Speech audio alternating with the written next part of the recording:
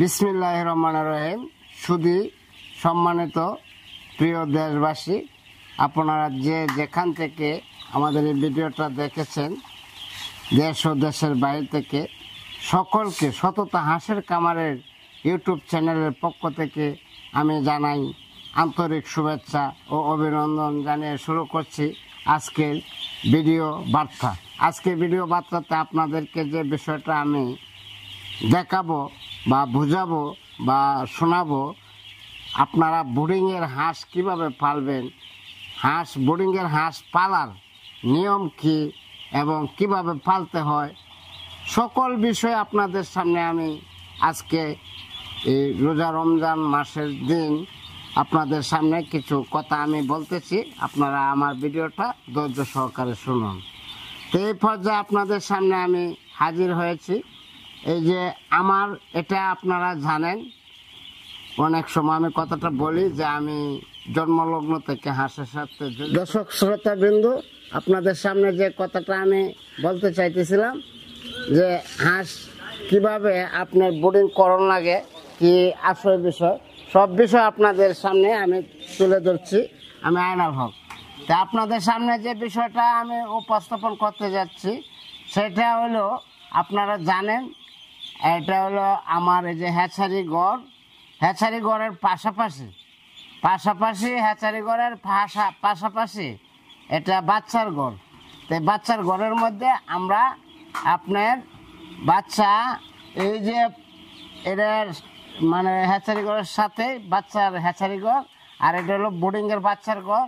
এখানে জিরো বাচ্চার ঘর, একই পাশে 4টা ঘর আছে। এই তো 11 নিয়মে আমরা বাচ্চাটা পালি। তো আপনাদের সামনে যে বিষয়টা তুলে ধরছিলাম সেটা হলো, এটা কিন্তু 1 গ্রেডের বাচ্চা। এই যে দেখেন 1 গ্রেডের বাচ্চা দিয়ে আমরা এটা বোর্ডিংটা শুরু করলাম। এই বোর্ডিংটা শুরু করলে আপনার বাচ্চার ওয়েট ওজনও আল্লাহর মতে খুব ভালো। বাচ্চার বয়স হয়েছে আজকে আপনার 10 দিন বয়সে আপনার 200 গ্রাম প্লাস হয়েছে একটা বাচ্চার ওজন। তো আপনার 1 গ্রেডের বাচ্চাটা দিয়ে যদি আপনার খামারটা এই বোর্ডিং করতে চান, তাহলে 1 গ্রেডের এবং তুষ পদ্ধতির বাচ্চা অবশ্যই আপনারা তুষ পদ্ধতির বাচ্চার মাধ্যমে বাচ্চা বোর্ডিং করবেন এবং বাচ্চা আল্লাহর রহমতে সুস্থ সবল থাকবে, বাচ্চার ওয়েট ওজন খুব ভালো থাকবে। এবং বাচ্চার এই যে ভ্যাকসিন সম্বন্ধে আপনাদের সামনে একটু কথা বলতে হয়, কারণ ভ্যাকসিন এটা প্লেগ ভ্যাকসিন, এটা একটা অ্যান্টিবায়োটিক ওষুধটা ভ্যাকসিনটা যদি আপনার এই যে পূর্ণাঙ্গভাবে করা থাকে, তাহলে বাচ্চার আর আপনার কোনো মারা যাওয়ার আশঙ্কা থাকে না। তাই আমি আপনাদের সামনে যে বিষয়টা তুলে ধরছি যে 1 গ্রেডের বাচ্চা দিয়ে যদি আপনারা খামার শুরু করতে চান, তাহলে অবশ্যই আপনার এই তুষ পদ্ধতির বাচ্চা আপনারা দিয়ে খামার শুরু করবেন। তো এই পর্যায়ে আপনাদের সামনে আমি আসলাম।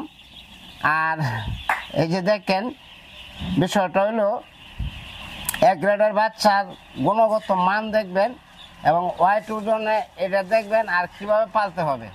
প্রথমে আপনারা পালার যে নিয়ম, প্রথম আপনার যে জিরো বাচ্চাটা এই আপনার জিরো খাবার খাওয়াইতে হবে। এটা কিন্তু আবার এই 4 দিন 5 দিন পরে যে খাবারটা, এটা হলো সপ্তাহের খাবার, মানে 1 সপ্তাহ পরে খাবারটা যেটা খাওয়াবেন এটা হলো দানাদার খাদ্য। আর যেটা জিরো দিনের খাবারটা, এটা হলো মানে একবারে গুঁড়া, এটা 0 দিনের খাবার। তো সেই 0 দিনের খাবারটা আপনার প্রথম খাওয়াইতে হবে, আর পানি এভাবে দিতে হবে, হ্যাঁ। এবং পাশাপাশি বাচ্চাটা যাতে একটু ফিট হয়, যদি পাশে আপনার রোদ্রের মধ্যে ছাড়া যায়, তো একটা নেট উপরে পাশে দিয়ে নেট দিয়ে দিবেন। এই যে ঘরটার মধ্যে আপনার রৌদ্র আসতেছে, রোদ্রে আপনার বাচ্চা অ্যান্টিবডি থাকে, বাচ্চার মারা যায় না। তা আপনারা যদি মনে করুন এভাবে বাচ্চা মনে করুন পালেন, তো ইনশাল্লাহ লাভবান হবেন। আর এটা তো আমি আপনার ভিডিওতে বলা আছে যে 24 দিনের মধ্যে একটা প্লেগ ভ্যাকসিন করতে হয়, 45 দিনের মধ্যে একটা প্লেগ ভ্যাকসিন করতে হয়, এবং 90 দিনের মধ্যে একটা হাউল কলেরা ভ্যাকসিন দিলে হাঁসটা একবারে পরিপূর্ণভাবে হাঁসটা এই আপনার ঠিক থাকে, আর হাঁসটার কোনো মারা যাওয়ার আশঙ্কা থাকে না। তে সম্মানিত সুধীবৃন্দ, আপনারা যারা এই হাঁস কামার করতে এই ইচ্ছুক বা নতুন কামারের বেলা বোর্ডিং করা বাচ্চাটা যদি বোর্ডিং করতে না পারেন, তাহলে বোর্ডিং করা বাচ্চাটা নিলে সবচেয়ে বেশি ভালো মনে করি। কারণ বোর্ডিংয়ে অনেক সময় বাচ্চাটা আপনার এই মারা যায়, কারণ বোর্ডিংটা করতে পারে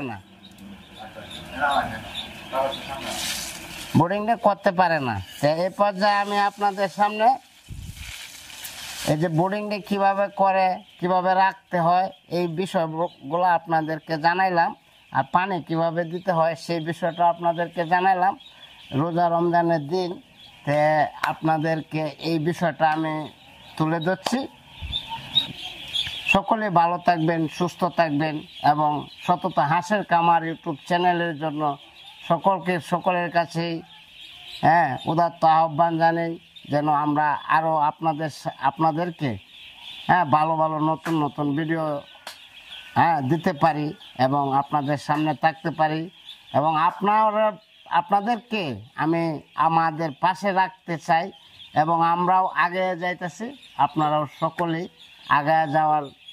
আগায় যান, কামার করেন।